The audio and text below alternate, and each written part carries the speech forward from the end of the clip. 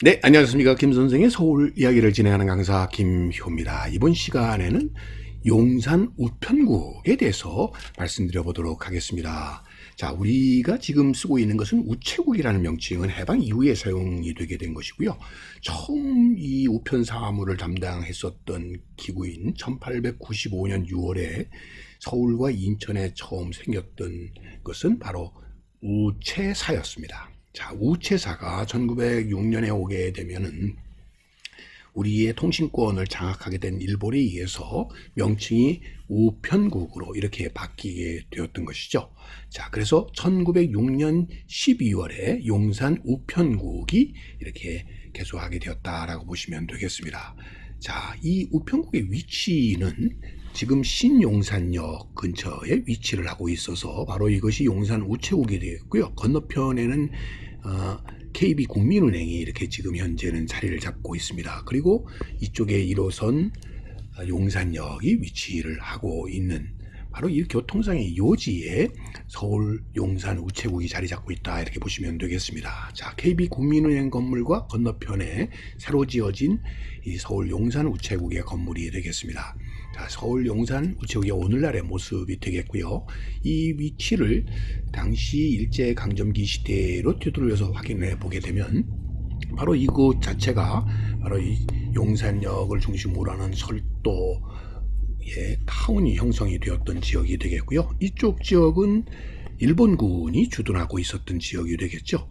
자, 거기에 새롭게 낸 길이 오늘날의 한강대로가 되겠고요. 이것은 바로 기찻길이 되겠죠. 그러다 보니까 철도교통과 육상교통의 요지에 위치하고 있을 뿐만 아니라 이 철도 용산역을 중심으로 하는 철도와 관련된 산업시설과 일본군 24단을 중심으로 하는 조선군 사령부 중심의 이렇게 일본군 주둔군 지역 중심에 위치하고 있었던 것이 당시 용산 우편국이었다 이렇게 보시면 되겠습니다.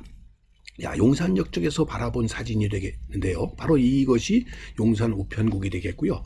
이 왼편에 보이는 이 건물이 당시 제18은행이 되겠습니다.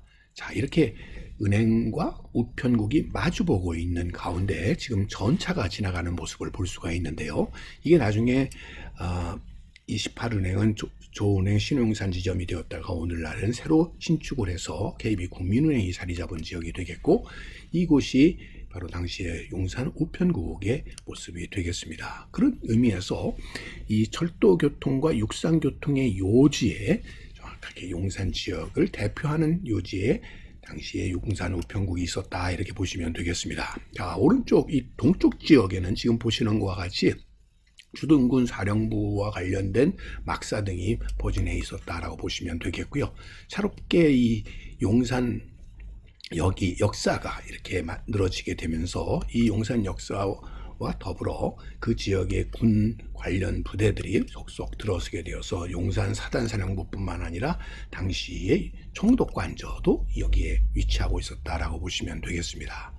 자, 이렇게 빽빽하게 일제 식민지 지배와 관련된 지배 기구들이 가득 들어선 이 신용산 지역을 중심으로 해서 바로 이 용산 우체국이 자리 잡고 있어서 이 용산 우체국은 단순하게 우편 사무만을 담당하고 있었던 것이 아니라 오늘날의 은행과 같은 금융 업무를 담당을 함으로써 식민지 지배를 위한 금융기관으로서 각종 업무를 관할했었던 그런 의미에서 일제 식민지 이 수탈 체제 하에서의 중심적인 역할을 했었던 것이 당시 용산 우편국이었다 이렇게 보시면 되겠습니다.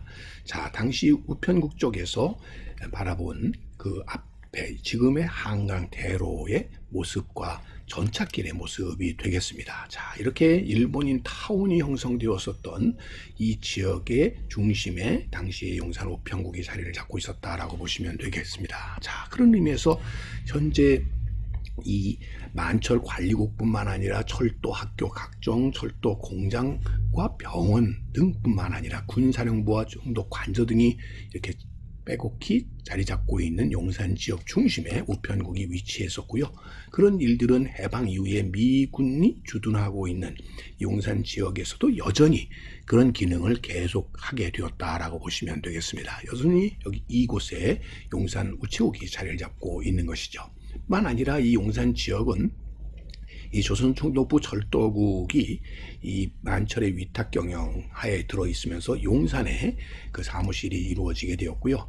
당시에 남만주 철도 회사가 발행했었던 각종 채권들을 통해서 볼 수 있는 것처럼 이렇게 엄청난 이런 채권 발행을 통해서 단순하게 철도 운영뿐만 아니라 대륙 침략을 위한 하나의 교통로 확보를 위한다는 이렇게 일본 제국주의의 식민지 지배 침략을 위한 중심에 이 남만주철도 주식회사가 있었고, 그 당시에 그와 관련된 소위 기차 조립 공장이 바로 이 용산에 위치했을 뿐만 아니라 철도 병원이라든지 또 당시에 철도원 양성소와 같은 것들이 이 용산 지역에 위치하고 있었으므로 당시 이곳에 위치하고 있었던 용산 우편국은 그런 의미에서 명실상부하게 일제의 대륙 침략뿐만 아니라 한반도 지배의 금융 중심으로서의 역할을까지 담당했었던 것이